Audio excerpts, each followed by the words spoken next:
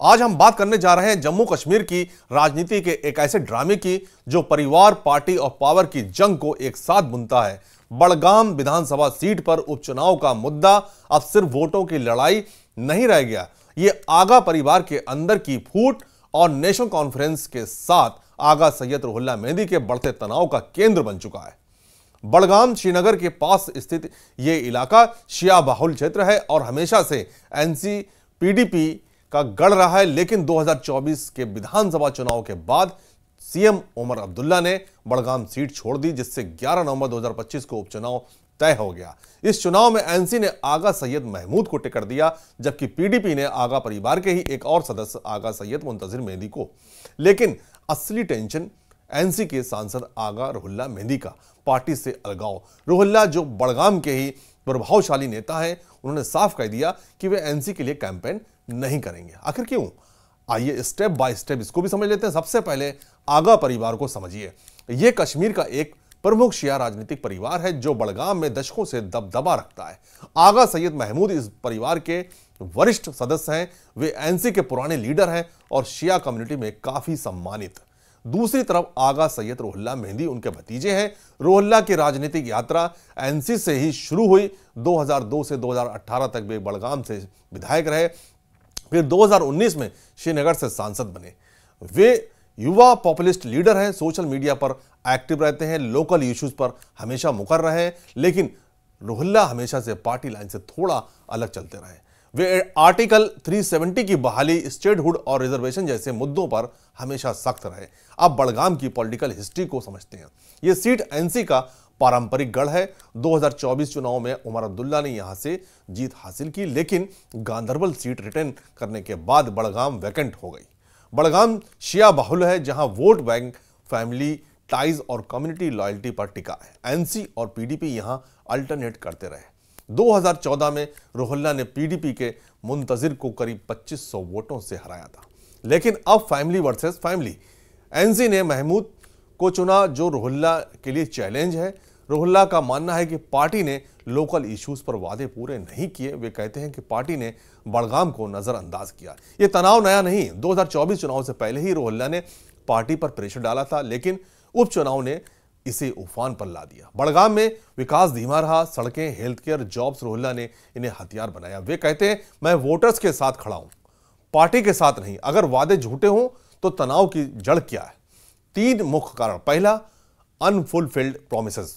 Ruhollah ने 13 अक्टूबर 2025 को ऐलान किया कि वे बड़गाम में एनसी के लिए कैंपेन नहीं करेंगे, क्योंकि पार्टी ने पिछले टर्म में मैनिफेस्टो कमिटमेंट्स पूरे नहीं किए, जैसे reservation sub committee report.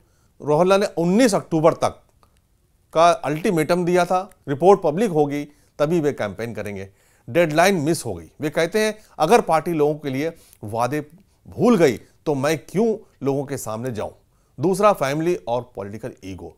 Mahmood Ruhollah को अपना बेटा जैसा मानते हैं, लेकिन रुहुल्ला इसे पर्सनल नहीं, प्रिंसिपल का मुद्दा बताते हैं। 20 अक्टूबर को महमूद ने कहा कि रुहुल्ला एनसी का आदमी है, वे जरूर कैंपेन करेंगे, पार्टी ने उन्हें बनाया है। जवाब में रुहुल्ला ने एक्स पर पोस्ट किया, मेरा लॉयल्टी कंशियंस और प्रिंसिपल से है, कृपया मेरी फाइट को छोटा ना करें। अगर समझ ना आए तो कम से कम मुझे इस लेवल पर ना घसीटें। यह फैमिली फ्यूड अब पब्लिक हो चुका है। डिप्टी सीएम सुरेंद्र चौधरी ने भी तंज कसा, कौन सा आगा, मैं तो आगा महमूद को जानता हूं। तीसरा, स्ट्रेटेजिक मूव्स, यानी एनसी ने महमूद को चुना ताकि रुहुल्ला का प्रभाव न्यूट्रलाइज हो, लेकिन रुहुल्ला का बड़गाम में मजबूत बेस है। युवा वोटर्स, सोशल मीडिया फॉलोअर्स, उनकी गैर मौजूदगी एनसी के लिए झटका है। उमर अब्दुल्ला ने कहा कि महमूद को उम्मीद है रुहुल्ला सपोर्ट करेंगे, लेकिन रुहुल्ला दिल्ली चले गए और अपनी टीम से कहा कि उसको नोटिस जारी करें, तो उनकी टीम ने नोटिस जारी किया कि मेरी फोटोज या वीडियोस कैंपेन में यूज ना करें, वरना लीगल एक्शन होगा। यह तनाव एनसी के अंदरूनी कलह को उजागर करता है। बड़गाम उपचुनाव उमर सरकार का पहला पॉपुलैरिटी टेस्ट है। अगर एनसी हारी तो स्टेटहुड, आर्टिकल 370 जैसे मुद्दों पर सवाल उठेंगे। अब आते हैं लेटेस्ट अपडेट पर। 20 अक्टूबर को नामांकन का दिन था। एनसी के आगा महमूद पीडीपी के आगा मुंतजिर मेहंदी और बीजेपी के आगा सैयद मोहसिन ने पेपर्स फाइल किए।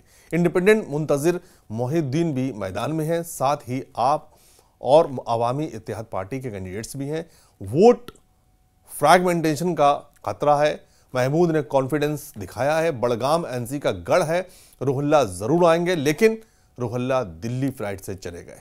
उनकी टीम का नोटिस वायरल हो गया, कैंपेन में मेरी इमेज यूज ना करें, ये मिस रिप्रेजेंटेशन है। NC spokesperson Tanveer Sadiq और उमर ने अपील की, लेकिन कोई रिस्पॉन्स नहीं। 21 अक्टूबर तक कैंपेन हीट अप हो रहा है। डिप्टी सीएम चौधरी ने कहा कि एनसी पब्लिक इश्यूज पर लड़ेगी, स्टेटहुड सबसे बड़ा। पीडीपी का नैरेटिव, एनसी ने बड़गाम को धोखा दिया, डेडिकेटेड रिप्रेजेंटेशन चाहिए। बीजेपी के आगा मोहसिन कहते हैं कि हम डेवलपमेंट पर फोकस करेंगे, एक्स पर डिबेट गर्म है। एक यूजर ने कहा कि एनसी ने रुहुल्ला को न्यूट्रलाइज करने का मास्टर स्ट्रोक मारा। दूसरा ये कहता है कि यह आगा वर्सेस आगाओं की जंग है, लोग फैसला करेंगे।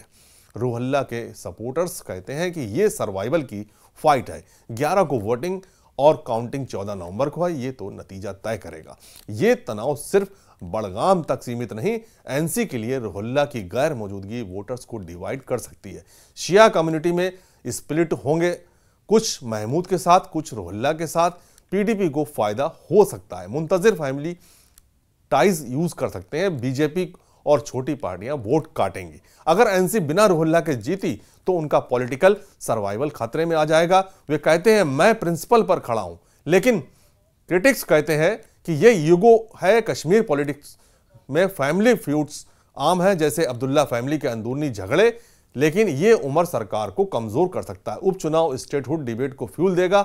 अगर एनसी हारी तो विपक्ष चिल्लाएगा, लोकल इश्यूज पर फोकस बढ़ेगा, रिजर्वेशन, डेवलपमेंट जैसे मुद्दे। बड़गाम का यह ड्रामा कश्मीर पॉलिटिक्स का आईना है, जहां प्रिंसिपल पावर और फैमिली फ्लैश करते हैं। आगा रुहुल्ला का स्टैंड प्रेरणा है या सेल्फिश, फैसला वोटर्स करेंगे। 11 नवंबर को नजरें बड़गाम पर होंगी। क्या एनसी जीतेगी या तनाव फैमिली को तोड़ेगा? कमेंट्स में बताएं। जय हिंद। पहले तो कोई इसमें कोई ये घमासान नहीं है, जैसे ये मीडिया ट्विस्ट देने की कोशिश कर रहा है कि ये ए वर्सेस ए है। ऐसा कुछ नहीं है। हाँ, रास्ते अलग हो सकते हैं, कोई किसी ने इस रास्ते का इंतखाब किया है, किसी ने इस जमात का इंतखाब किया है, मगर जो मिलजुमला हमारी खानदान की जो खिदमत रही है, मकसद यही है कि वो आगे बढ़े और मंजिल एक है। वो यही है कि जम्मू कश्मीर के लोगों को हम कैसे आराम पहुंचाए, उनकी जिंदगी हम कैसे आसान बनाए। जो सदियों से हमारे बुजुर्गों की जो जिम्मेदारी है, वही जिम्मेदारियां हम आगे ले रहे हैं। अब यही है, किसी ने कोई पैदल चल रहा है, कोई गाड़ी में जा रहा है, कोई हेलीकॉप्टर में जा रहा है, बाकी ऐसा कुछ कोई रिफ्ट नहीं है।